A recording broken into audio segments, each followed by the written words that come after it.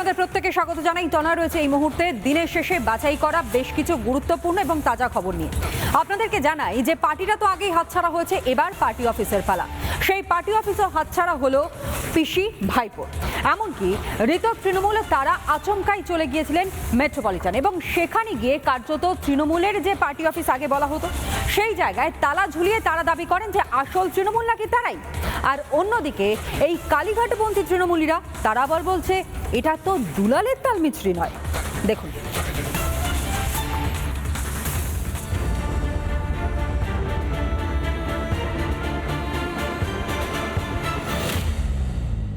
আমরাই আসল তৃণমূল, এটা নিয়ে কোনো দ্বিধাদ্বন্দ্ব নেই।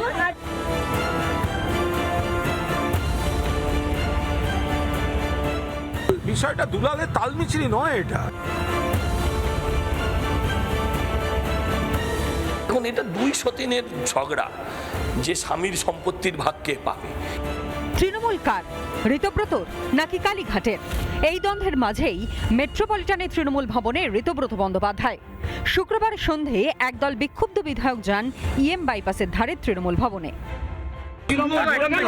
যা হবে দেখতে পাবেন। এত অধৈর্য হওয়াটা ঠিক নয়। অনেকদিন বাদে পার্টি অফিসে, আমি তো পার্টি অফিসে আসি, ইলেকশনের জন্য অনেকদিন আসতে পারিনি, এখন আবার। ঘাসফুলের প্রতীকে জেতা বিধায়করা তৃণমূল ভবনে গিয়েছেন, খুবই স্বাভাবিক বিষয়। এই বিধায়কদের কীর্তিকলাপ কি খুব স্বাভাবিক? এবার শুধু পার্টি নয়, পার্টি অফিসও দাবি করলেন ঋতব্রত বন্দ্যোপাধ্যায়রা। একটা চূড়ান্ত নাটকীয়তা পরিস্থিতি। ভেতরে তখন ছিলেন চন্দ্রিমা ভট্টাচার্য, তৃণমূল কংগ্রেসের প্রার্থী। সেই সময় হঠাৎ ঋতব্রত বন্দ্যোপাধ্যায়ের গোষ্ঠীদের টিমে যারা রয়েছেন, বিধায়করা রয়েছেন, তারা শটাং পৌঁছে যান এই ইএম বাইপাস মেট্রোপলিটনের তৃণমূল কংগ্রেসের পার্টি অফিস। নিজস্ব পার্টি অফিসে আমরা এসেছি, আজ থেকে আমরা কার্যপদ্ধতি শুরু করব। সেই জায়গা থেকে বৈশাল চট্টোপাধ্যায় তারা বলছেন এটা তাদেরই অফিস।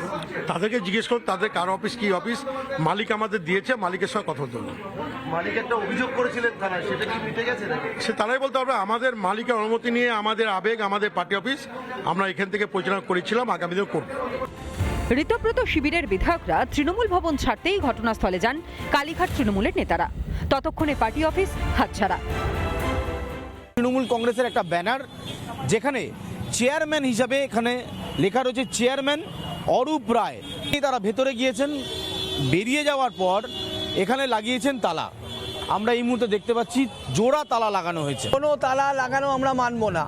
একটা পার্টি অফিসে কেউ জোর করে তালা লাগিয়ে দিয়ে যাবে, যারা পার্টি থেকে বহিষ্কৃত তারা এসে এটা করবে, এটা মানা যাবে না। তালা ভাঙার চেষ্টা করলে কালীঘাট তৃণমূলের নেতাদের বাধা দেয় পুলিশ। হয়েছে দিনের আলোয় আসা যায় না, একটু রাতের অন্ধকার বা সন্ধ্যের পর এসে একটুখানি ওই সন্ধ্যের পর এসে যা করে সেইরকম একটা কিছু ঘটিয়েছে। যারা এসেছিলেন তারাও তো তৃণমূল কংগ্রেসের প্রতীকে, মমতা বন্দ্যোপাধ্যায় প্রতীকেই তারা নির্বাচিত। ফলে এমন কোনো দায়িত্বজ্ঞানহীন কাজ। আসলে সমস্যাটা হচ্ছে যে মানে আমাদের এই আচরণগুলোতে দলের যারা কর্মী সমর্থক তারা অত্যন্ত আহত হচ্ছেন এবং বিরক্ত হচ্ছেন। এখন দল তাদের, দলের প্রতীকও তাদের। এখন দেখুন, এটা দুই সতীনের ঝগড়া যে স্বামীর সম্পত্তির ভাগকে পাবে। এ নিয়ে আমাদের কি যায় আছে? আপনারা দেখাবেন, আমরা এনজয় করব।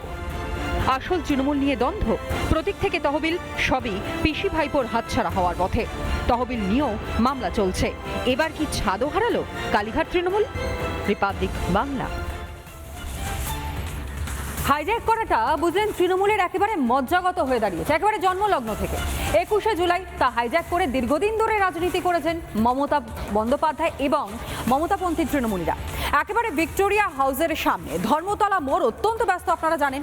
এবং দীর্ঘ বছর ধরে সেই রাস্তা দিয়ে সেই দিন যারা যাতায়াত করেছেন তারা বুঝতে পেরেছেন কতটা দুর্ভোগের মধ্যে পড়তে হয়েছে তাদেরকে। এবার সেই সকলের সমস্যার কথা মাথায় রেখেই ভিক্টোরিয়া হাউসের সামনে আর মঞ্চ বাঁধার অনুমতি দেয়নি পুলিশ, যা কিনা আবার রাজনীতি বলে কটাক্ষ করছেন। এমনকি এই গোটা ঘটনার পেছনে নাকি রাজনীতি রয়েছে, এমনটাই মনে করছে কালীঘাট তৃণমূল। জুলাই নিয়ে যেটা হচ্ছে সেটা রাজনীতি হচ্ছে। তৃণমূল জামানায় 21শে জুলাই মানেই ধর্মতলায় জনজীবন স্তব্ধ। বদলের বাংলায় মামার বাড়ির আহ্লাদ তো চলবে না। পুলিশের সবুজ সংকেত না মিলতেই অস্বস্তিতে কালীঘাটপন্থী তৃণমূল। 21শে জুলাই নিয়ে যেটা হচ্ছে সেটা রাজনীতি হচ্ছে। সরকারে যারা আছে তারা চায় না যে 21শে জুলাইটা শান্তিপূর্ণভাবে হয়। 21শে জুলাইয়ের সঙ্গে তৃণমূল কংগ্রেস 98 সালে প্রতিষ্ঠা হয়েছে। তার আগে 93 সালে 13 জনের প্রাণ গিয়েছিল ওই ধর্মতলার কাছে। সেই জন্যই এত আগ্রহ আমাদের ওইখানেই করার। তৃণমূলকে পাল্টা জবাব দিতে দেরি করেনি বিজেপিও। ওদের দুটো তৃণমূলকেই এখন সমান ভাগে ভাগ করে, হ্যাঁ, শিফটিং ওয়াইজ ভিক্টোরিয়া ওই এর সামনে, হাউসের সামনে বা ধর্মতলায় যেখানে ওরা করতো 21শে জুলাই সেখানে দিয়ে দেওয়া হোক। ওরা যদি স্টেজ ভরাতে পারে তাহলে বুঝবো ওদের কৃতিত্ব আছে। মানুষের কথা ভেবে দিচ্ছেন না, সেই জন্য ওরা রাজনীতি করার সুযোগ পাচ্ছে। যদি দিয়ে দিত তাহলে ওদের কাপড়ে চোপড়ে হয়ে যেত এতক্ষণ। মানুষের হাতে ক্ষমতার দম্ভ চুরমার হয়েছে। শহীদের নাম নিয়ে রাজনীতির দিনও এবার শেষ। রিপাবলিক বাংলা। 21শে জুলাই সভামঞ্চ নিয়ে শুধুমাত্র আদালত অবমাননার মামলাই নয়, দলের মধ্যে অস্বস্তি বেশ কিছু জায়গায় কার্যকর হচ্ছে। আপনারা জানেন, কল্যাণ বন্দ্যোপাধ্যায় ইতিমধ্যেই উষ্মা প্রকাশ করেছেন। ভাইপোর মামলা সেখান থেকে সরে যাওয়া নিশ্চিতভাবে মনে রয়েছে। তবে এহেনও কল্যাণ বন্দ্যোপাধ্যায় তিনি পরিষ্কার করে বলছেন, হাইকোর্টে যদি মামলা করতে হয় বা তার হয়ে সওয়াল করতে হয় তাহলে কল্যাণ বন্দ্যোপাধ্যায় করবেন, কিন্তু ভাইপোর ক্ষেত্রে নইব চ। আর এতেই কি কিছুটা হলেও আরও বিপাকে পড়লেন অভিষেক?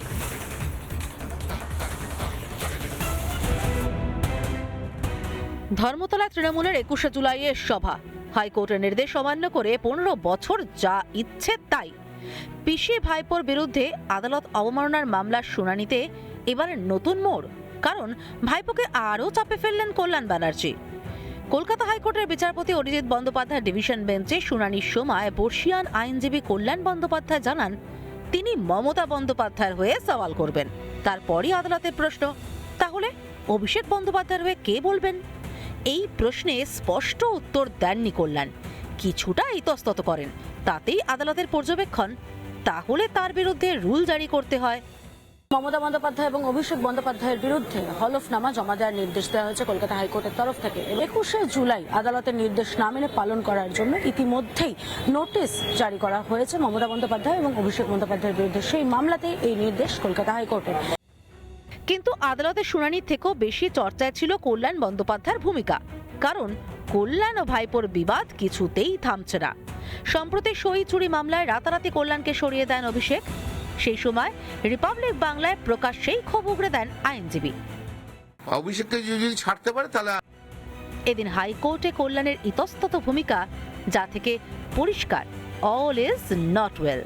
কল্যাণ ব্যানার্জি যে কখন কি বলে, একে তো অভিষেক ব্যানার্জির লোকেরাই বলেছিল যে মাতাল তোমায় জানতে হবে, আগামীকে মানতে হবে। এখন আগামী না অতীত সে আমি বলতে পারবো না, কিন্তু এই লোকটা যে কখন কি বলে, এই সমস্ত এরা হচ্ছে রেজিস্টার্ড আইটেম। আপনারা জানেন কিসের রেজিস্ট্রেশনের কথা বলছি। এদের কথার কোনো মূল্য নেই, এরা কখন কি বলে এদের কোনো ঠিক ঠিকানা নেই। 21শে জুলাইকে কেন্দ্র করে তৃণমূলের আইনি লড়াই, যা এখন আর কোর্টের অলিন্দে সীমাবদ্ধ নয়, বরং হাটে হাঁড়ি ভাঙল তৃণমূলের ভেতরের খবর। প্রকাশ্যে এসে গেল কালীঘাট পন্থীদের রাজনৈতিক সমীকরণ। তাহলে কি সুযোগ বুঝে ভাইপোর উপর চাপ বাড়ালেন কল্যাণ?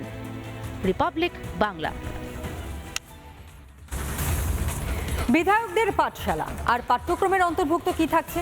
পরিষদীয় রীতিনীতি, অর্থাৎ নবনির্বাচিত বিধায়করা তারা কিভাবে পরিষদীয় দলের হয়ে কথা বলবেন, কাজ করবেন, তার রীতিনীতি প্রশিক্ষণ দেওয়া, তার জন্য দুদিনব্যাপী কর্মসূচি। সত্যি এহেন উদ্যোগ এর আগে বঙ্গে কোনো জায়গায় কেউ দেখেছে বলে অন্ততপক্ষে মনে পড়ছে না। কিন্তু এই পাঠ্যক্রমের কর্মসূচি তা দুদিনব্যাপী চলবে বিশ্ব বাংলা কনভেনশন সেন্টারে আজ এবং আগামীকাল। অবশ্যই আপনাদেরকে জানিয়ে রাখি যে এই পাঠ্যক্রম এবং তার প্রশিক্ষণও দিচ্ছেন যারা, তারাও তাবৎ তাবৎ নেতা। একদিকে যেমন লোকসভা স্পিকার ওম বিড়লা রয়েছেন, অন্য একই সঙ্গে রয়েছেন কেন্দ্রীয় মন্ত্রীরাও।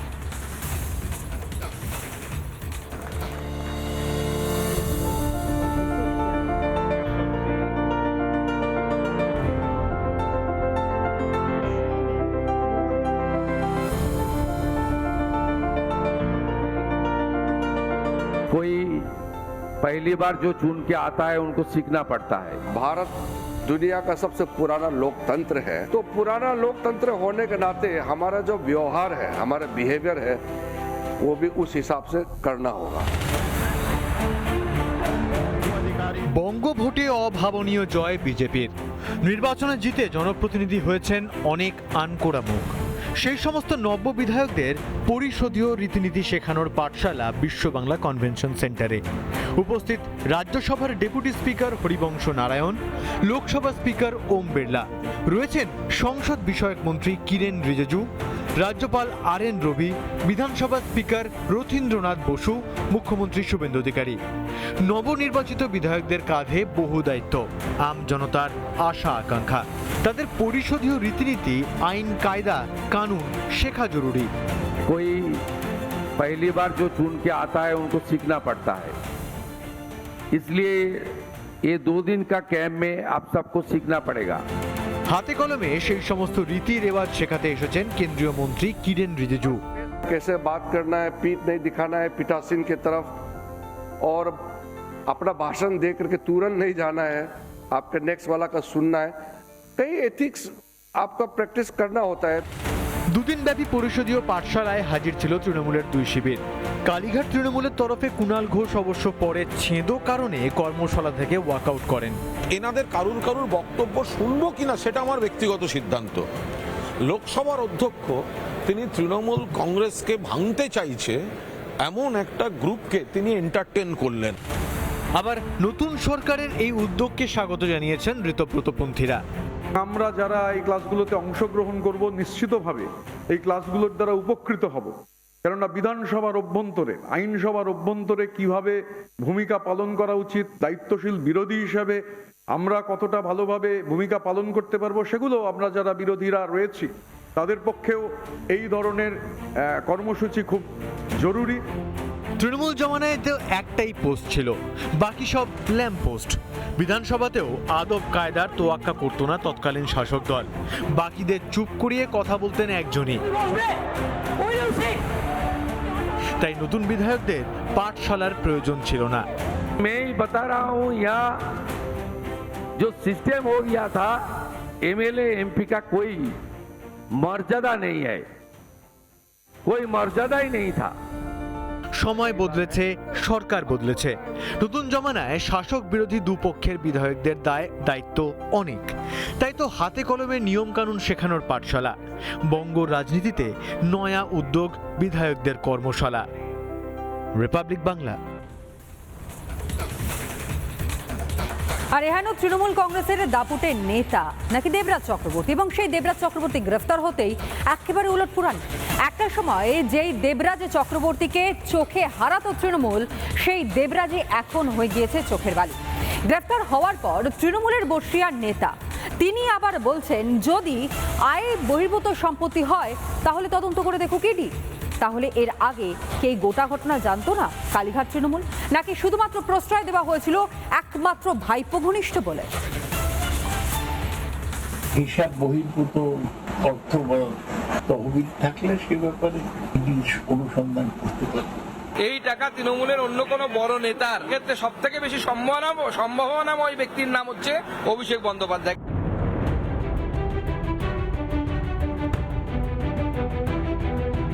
দেবরাজ চক্রবর্তীর বিরুদ্ধে অভিযোগের তালিকা দীর্ঘ।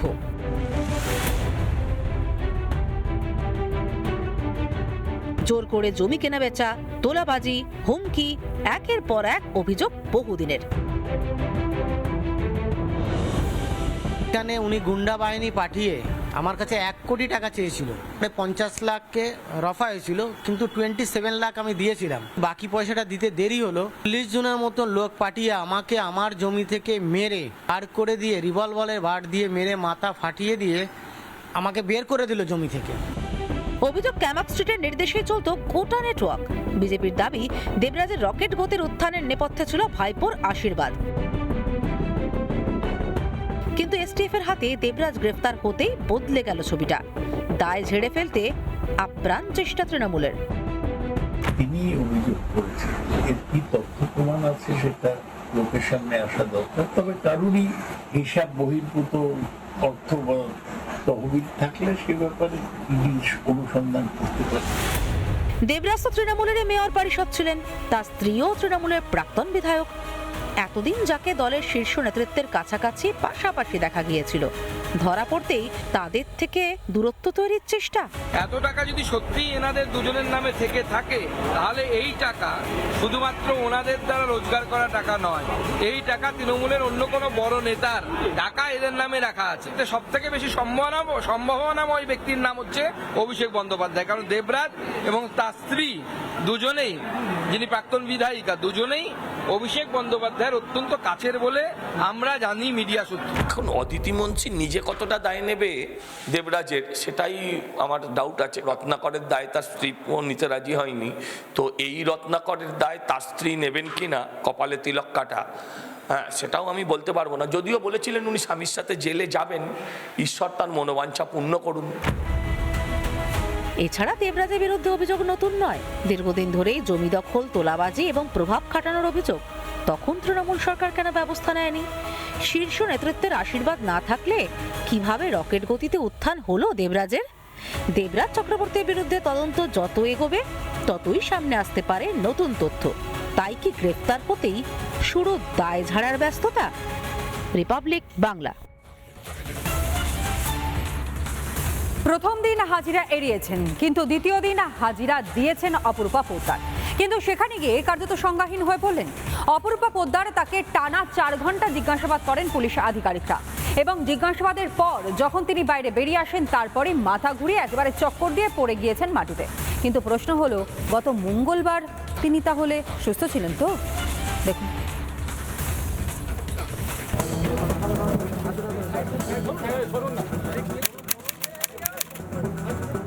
শুক্রবার বেলা প্রায় 11:55 শ্রীরামপুর থানায় অপরূপা পোদ্দার, পরনে আইনজীবীর পোশাক। দ্বিতীয় নোটিশ পেয়ে শ্রীরামপুর থানায় হাজিরা দিলেন প্রাক্তন সাংসদ অপরূপা পোদ্দার। 12টার সময় তাকে ডাকা হয়েছিল, 12টা বাজার 5 মিনিট আগেই তিনি একদম শ্রীরামপুর থানায় হাজিরা দিলেন। তার সাথে তার আইনজীবীও রয়েছে। থানার সামনে বিশাল পুলিশ বাহিনী মোতায়েন করা রয়েছে। দেখে কে বলবে বলুন তো, পুলিশ তাকে জিজ্ঞাসাবাদের জন্য ডেকেছে। এরপর চলো টানা 4 ঘন্টা জিজ্ঞাসাবাদ, যদিও তারপরই কাহানি মে টুইস্ট। ও মা, এ তো মাথা ঘুরেই পড়ে গেলেন।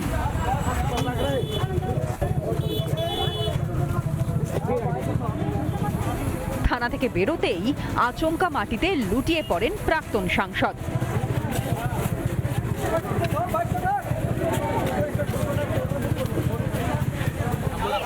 অথচ মঙ্গলবারই এই অপরূপাই কি না করেছিলেন।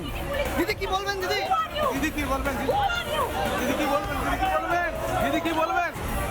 এই সেই অপরূপা পোদ্দার, যার বিরুদ্ধে পুলিশের উর্দিতে হাত এবং কর্তব্যে বাধা দেবার অভিযোগ। পাল্টা তাঁকে ডেকে পাঠানো হয় শ্রীরামপুর থানায়। সামন পেয়েই প্রথমে থানায় নয়, ছুটেছিলেন আদালতে।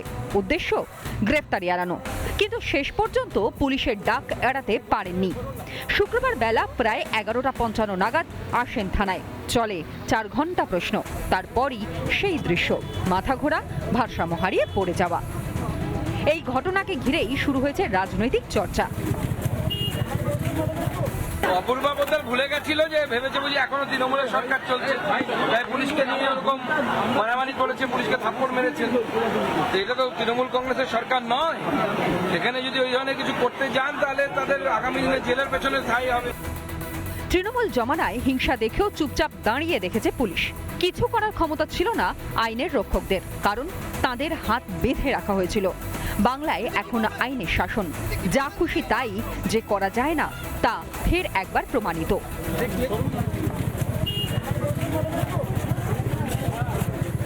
রিপাবলিক বাংলা। শক্তিপুর থানার ওসিকে বেনজির আক্রমণ নওদার বিধায়কের। হুমায়ুন কবির, নিশ্চিতভাবে আপনাদের মনে রয়েছে যে এই হুমায়ুন কবির বিভিন্ন সময় উস্কানিমূলক মন্তব্য করেছেন, যেই মন্তব্যের প্রেক্ষিতে তাকে হাজিরা দেওয়ার কথা বলা হয়েছিল, কিন্তু হাজিরা তিনি দেননি, হাজিরা এড়িয়েছেন। উপরন্তু তিনি আবার বলছেন আদালতে যাবেন। শুভেন্দু অধিকারীকে সেদিন বলেছি যে আপনি ভোটে জিতেছেন, আপনার দল জিতেছে, খুব ভালো কথা, কিন্তু মুর্শিদাবাদে আস্ফালনটা একটু কম করতে বলেন। আমি যেদিন ময়দানে মুসলমানদের নিয়ে নেমে যাব না, সেদিন এমন সাটা বাঁধা মাছ শুরু করব যে আপনাদের পতাকা বহন করার লোক থাকবে না। দিন কয়েক আগে এভাবেই ভয়ঙ্কর উস্কানি দিয়েছিলেন হুমায়ুন কবির। লোক খ্যাপাতে কোনো কসুর করেননি নওদার এজেইউপি বিধায়ক, কিন্তু পালা বদলের বাংলায় গুন্ডামি উস্কানি যে বরদাস্ত হবে না সোমবার স্পষ্ট বুঝিয়ে দিয়েছিলেন মুখ্যমন্ত্রী। সময় এসেছে এই ধরনের লোককে সবক শেখানোর। মুখ্যমন্ত্রীর হুঙ্কারের পরই গ্রেফতার করা হয়েছিল হুমায়ুনের সভার আয়োজকদের। এবার কি তবে হুমায়ুনের পালা? উস্কানিমূলক মন্তব্যের জেরে হুমায়ুনকে শক্তিপুর ও রেজিনগর থানায় তলব করে পুলিশ। নোটিশ পেলেও হাজিরা দিচ্ছেন না হুমায়ুন। উস্কানি দিতে পারেন, আর হাজিরা দিতেই ভয়ে হাঁটু কাঁপছে হুমায়ুনের। উৎসাহী হয়ে যখন আমার বিরুদ্ধে দুটো থানা কেস করেছে, নোটিশ মেনে আমি হাজিরা দেব না। তিনি যদি সেই নোটিশ অ্যাটেন্ডেন্স না দেওয়ার জন্য তিনি যদি আমার বিরুদ্ধে ব্যবস্থা নেন, নিতেই পারেন। আমি 7 তারিখে যাব। আমি আজকেও কথা বলেছি হাইকোর্টের লয়ারের সঙ্গে। শুধু হাজিরাই এড়াননি হুমায়ুন কবির, শক্তিপুর থানার ওসিকে বেনজির আক্রমণও শানিয়েছেন। শক্তিপুর থানার যে ওসি আছে তার যা আচরণ, সে আবার গত 30 তারিখ থেকে সে হুমায়ুন কবিরের বাপ হয়েছে। সে নিজেকে জাহির করে বেড়াচ্ছে, বিভিন্ন বাড়িতে যাচ্ছে, তাদেরকে গালিগালাজ করছে যারা আমাদের পার্টির কর্মকর্তা। দিয়ে বলছে কেউ যখন বাড়িতে যাচ্ছে, যে যখন ডাকছে কে, তাহলে হুমায়ুন কবিরের বাপ। তো বাপের সাথে তো সাক্ষাৎ করতে যেতে হবে, সেটা আজকে যাচ্ছে না। পালা বদলের বাংলায় উস্কানিতে তাদের রেয়াত নয়, ফের স্পষ্ট করলেন বিজেপি নেতৃত্ব। হুমায়ুন কবির সাহেবকে আমি স্পষ্ট আগেও বলেছিলাম, আবার বলছি, ওই সংখ্যার ভয় দেখাবেন না। ওই যুগ চলে গেছে। এটা মমতা বন্দ্যোপাধ্যায়ের সরকার নয়, শুভেন্দু অধিকারীর নেতৃত্বে ভারতীয় জনতা পার্টির সরকার চলছে, মোদিজির সরকার চলছে। এখানে কিন্তু রাস্তায় নেমে ভাঙচুর করলে তোমার বাড়ি বিক্রি করে টাকার ব্যবস্থা করা হবে, প্রয়োজনে হুমায়ুন কবিরের বাড়ি নিলাম করা হবে। আপনি মুসলমান সম্প্রদায়কে ইনস্টিগেট করছেন। জনপ্রতিনিধি হয়ে কথা বলতে গেলে অনেক দায়িত্ব নিয়ে কথা বলতে হবে। আপনি বারবার বলছেন, আপনি সরকার, আমাদের সরকার হওয়ার আগে বলেছেন, আমাদের সরকার হওয়ার পরে বলছেন, আপনাকে মাননীয় মুখ্যমন্ত্রী অ্যালার্ট করছেন, ওয়ার্ন করছেন। সুতরাং হুমায়ুন কবির উস্কাবেন না, নয়তো ইউএপিএ যে আইন আসে, দেশদ্রোহিতার আইন, সেটা আপনার উপর লাগানো হবে। উস্কানির ফল যে মারাত্মক হতে পারে তা জোড়া নোটিশেই টের পেয়েছেন হুমায়ুন। প্ররোচনা দেওয়ার মাসুল কড়ায় গন্ডায় দিতে হবে এজেইউপি চেয়ারম্যানকে। ভয়ে তাই থানার আগে আদালতে দৌড়চ্ছেন হুমায়ুন। রিপাবলিক বাংলা।